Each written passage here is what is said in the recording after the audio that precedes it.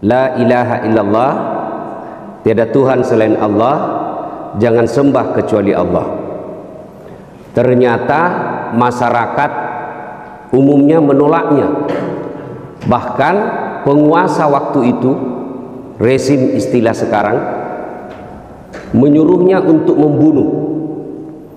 Ajaran sesat ini anak muda, cari mereka, kejar, bunuh mereka. Akhirnya anak muda ini yang 7 berusaha menyelamatkan diri. Larilah mereka mencari persembunyian, meninggalkan daerah tempatnya berdakwah, dikejar. Tapi dengan izin Allah selamat dari pengejaran. Dilempari, ada satu binatang yang mengikutinya, anjing. Dia setia kemana saja anak muda ini pergi, dia ke situ. Akhirnya mereka masuk ke dalam gua, tidur. Dan sebelum dia tidur, dia berdoa, ya Allah, lindungi kami dari orang-orang jahat. Ya Allah, selamatkan jiwa raga kami dari orang-orang jahat. Lalu mereka tidur. Tidurlah. Beberapa lama kemudian bangun. Dia gosok matanya. Ada satu bangun. Dia kasih bangun sama temannya. Bangun. Bangun. Kemudian dia bilang yang satu, keluar kau dulu pergi beli. Kau dulu belanja. Ini uang. Keluarlah dia. Kira-kira seperti ini di gua, ada warung-warung di depan, ingin belanja. Dicari dapat warung, belanja, dibayar. Sudah dibayar, ini uang. Kakek ini kakek yang punya warung. Gua ndak laku ini. Bagaimana caranya ndak laku? Nah baru kak kemarin tidur, nah ndak lama ini uang. Masa sih? Tapi baru kemarin saya tidur. Ndak ini uang lama ini, ndak laku sekarang. Mereka sigeyaki. Akhirnya ditanya, ada yang mengatakan, berapa lama kita tidur memang ini? Pulang ikan tidak lakuannya. Berapa lama kita memang ini tidur? Nabi bilang tidak, baru kemarin. Nabi bilang, tidak. Nabi bilang yang satu, lama kayaknya. Nabi bilang, barang tidak masuk akal. Mereka berdebat. Ternyata berapa lama mereka tidur, Pak? Ada yang tahu berapa lama tidur? Ibu-ibu, berapa lama tidur, Bu? 2 minggu? 2 minggu? 2 minggu atau 3 minggu? Berapa, Bu? 309 tahun. 3 abad, Pak. 309 tahun tidur. Tidak pernah bangun-bangun. Pernah kita tidur di sini 2 hari 2 malam tidak pernah bangun. Kecuali pingsan kita, nak pukul piring si istri tak pas. Allahu Akbar. 309 tahun tidur, tidak masuk di akal. Tapi kalau Allah yang mau, terjadi. Kalau bapak ibu tidak percaya ini cerita, berhenti makin jadi orang Islam. Kenapa? Ada kisahnya dalam Quran. Kisah apa namanya, Dek? Apa? Ashabul Kahfi. Pelajaran pertama. Nanti di surga, ini mau masuk surga. Diceritakan dalam hadis, Allah perintahkan salah satu golongan orang yang junti kelompok yang awal-awal masuk surga, Ashabul Kahfi. Meskipun berbeda pendapat ulama sampai sekarang, ada yang mengatakan 7 dengan anjingnya, ada yang mengatakan 8 dengan anjingnya. Dia makin pusing itu. Nah, Ashabul Kahfi bersama anjingnya masuk, mereka golongan orang-orang yang diberi pertama masuk ke dalam surga. Maka ikuti ulama. Termasuk Bapak Ibu, muliakan ulama. Saya tanya ke Pak, Bapak tahu tata cara wudhu, tata cara berdoa, dapat ilmu dari wali kota atau dari ulama? Tapi kalau kau undang wali kota, ulama, mana lebih kau muliakan? Apa ini? Ada kalau wali kota mau datang, langsung kalau perlu pinjam uang, makanan khusus, sudah cium-cium tangannya, padahal baru tanda tangan korupsi. Sekali ulama kau undang, kau jemput, Tidak, nukiringan Jokowi motor. Nggak ada setang kaki na satu di belakang. Tak gantung-gantung kaki. Hujan lagi, terpaksa satu mantel diduai. Setengah mati makin dibonceng belakang begini. Sampai dia bilang sedikit lagi Ustaz, lagi 2 tikungan. Ngapa itu sana salo? Air dari atas, air dari bawah. Mobilnya orang basah semua orang Pak. Coba sampai lagi orang di rumah, barasanji 1 jam, busa-busa kalepa. Tidak ada kipas angin, tidak ada AC. Sallallahu alaihi Muhammad sallallahu. Sekali dia pulang, apa nu kasih? Uang 75.000 bonyok-bonyok. Makalah ngasih karena kau selalu begitu. Kenapa kak batena na bukan uang pencuri itu nu kasih itu? Tapi apa lo dibawa meja na uang halal ini? Kasih komplo baik-baik, kasih maaf. Sudah tak kasih baik-baik itu. Dilihat sama suaminya, kenapa kau dong kasih begitu Ustaz kah? Nah tinggalkan rumahnya 1 jam, tokona na tutup untuk datang bacakan doa na kaki rumahnya. Masa 75.000 jinu kasih? Apa na bilang istrinya? Iya Pak, tambahin di situ 2 jalan kote sama pisang. Bagaimana anak-anak mau jadi ulama kalau begini? Sementara kalau artis datang kita muliakan. Baru apa jina bawakan kok? Alamat palsu. Kelihatan dadana, kelihatan pahanya. Enggak juga nak kasih pegang kok. Apakah Cina-Cina jago saja? Ten. Ya, maka pelajaran pertama, cintai ulama, ikuti ulama. Ulama itu lebih tinggi daripada wali kota. Ulama itu lebih tinggi dari presiden. Presiden ada pensiunnya. Presiden hilang masa jabatannya. Sementara ulama, apa kata Nabi? Al ulama'u warisatul anbiya. Ulama itu adalah pewaris para nabi. Jadi itu anjuran agama. Kalau puasa seperti ini, kirim kau itu kue ke rumahnya ulama. Dia pakai buka. Dia ketawa serius kayak ini, jangan kau lihat saya. Bukan ton saya masukku, yang ku kenal-kenal. Ada di dalam kompleks tak di situ, ada imam, ada penghafal Quran, ada pendakwah. Kirim kau berkah itu kau kasih. Berkah. Apa yang dia makan, lalu membentuk daging, dia sholat, dia ibadah. Selama darah dagingnya itu dipakai ibadah, selama itu dapat pahala seperti pahala Pak Ustaz. Kalau di warung kopi tiba-tiba lihat ada ustadz di situ, bayarkan nih. Kalau besok-besok bapak lihat kak, kalau ndak mau ki bayarkan, saya bayarkan ki. Kalau ndak malu ki, iya, insya Allah berkah.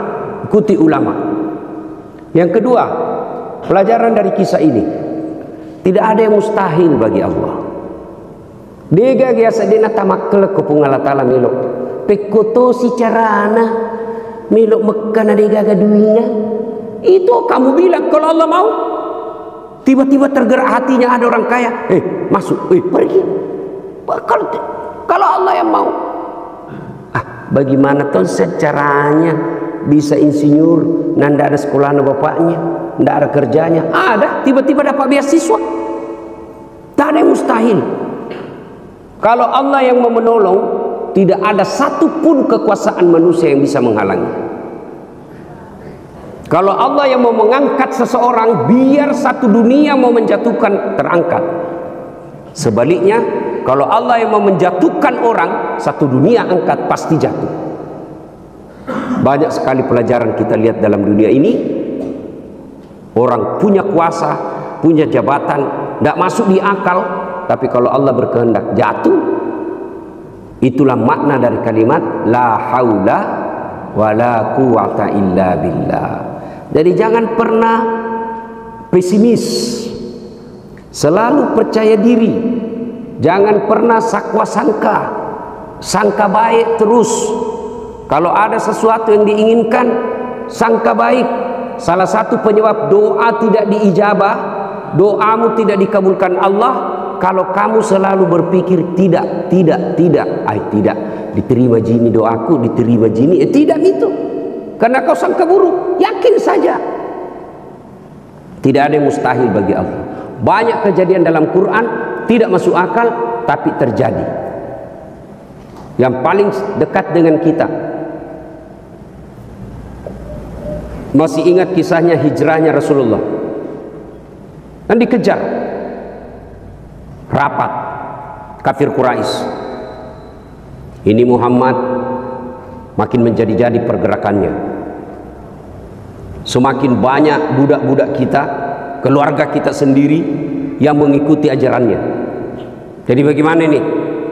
Saudara-saudara, ada usul? Dari belakang ada usul. Saya pimpinan sidang. Apa? Sudah, sogoi, kasih saja uang. Dia bilang pimpinan rapat, ndak mempan. Jadi dia apa? Ada lagi usul.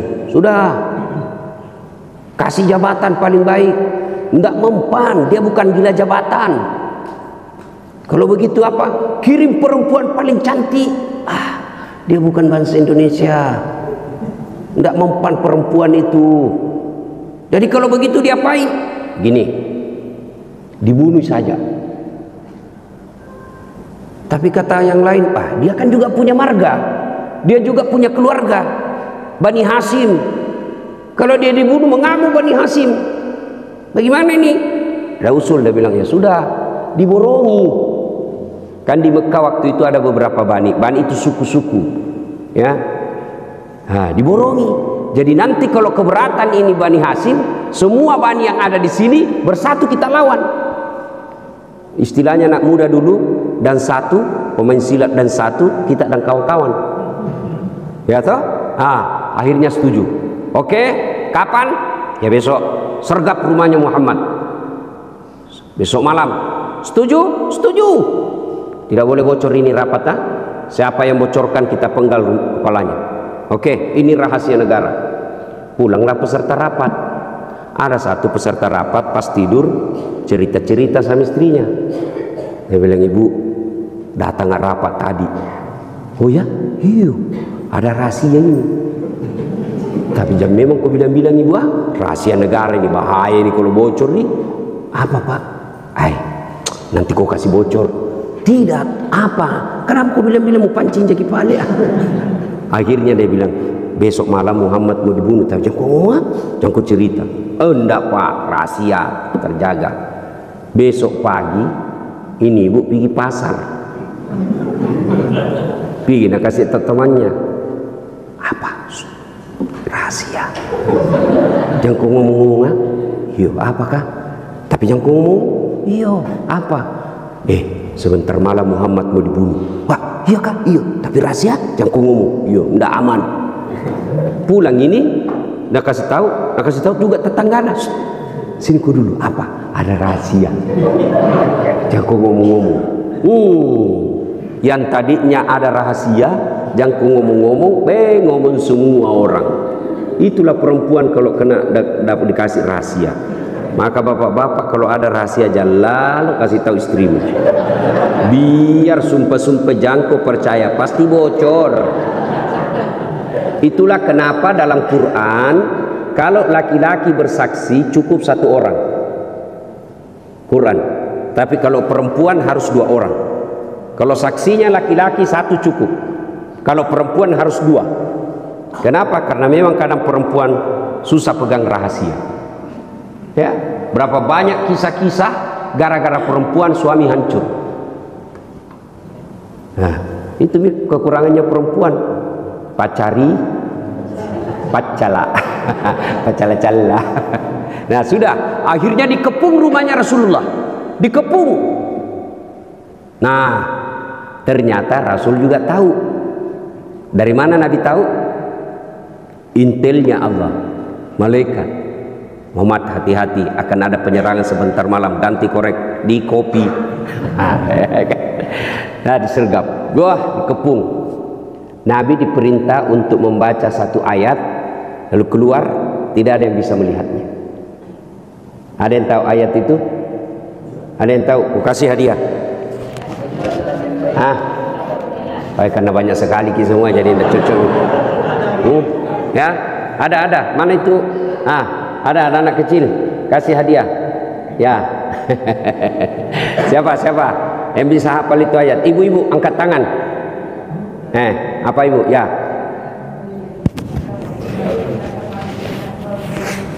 Nah, hadiah tiket. Kasih hadiah uang ustadz berkah. Oke, berkah. Ya, insya Allah ya. Beda uang ustadz dengan uang polisi. Ya. Ada yang tahu artinya itu? Ada yang tahu artinya? Ibu, itu uang insya Allah ibu, uang berkah. Itu uang saya bu, uang berkah. Selama ibu tidak belanja itu uang, ada terus uang di dompetnya. Ya, coba membuktikan insya Allah. Selama kita tidak belanja-belanjai, ada terus uang tak di dompet. Itu berkah itu uang itu. Ya, Bapak saudara-saudara sekalian, itu ayat tadi yang Nabi baca. Kurang lebih terjemahannya, di depan mereka, di belakang mereka, di kiri kanan mereka, seolah-olah ada dinding, tertutup mata mereka, seolah-olah ada dinding. Nabi lewat, tidak ada yang bisa melihatnya. Coba, ini biasa nak baca mahasiswaku kalau ada rahasia lalu lintas. Jangan lebih baik ya, di habis saya lewat. Gila lah, sudah tadi bilang, bohong-bohong ke Ustaz. Apalagi kau bilang kau bohong? Itu kita bilang itu ayat, tidak dilihat orang kau dibaca. Saya baca tadi pak ditilang. Memang kenapa kau ditilang? Tidak pakai helm. Saya bilang itu juga polisi hafal itu ayat.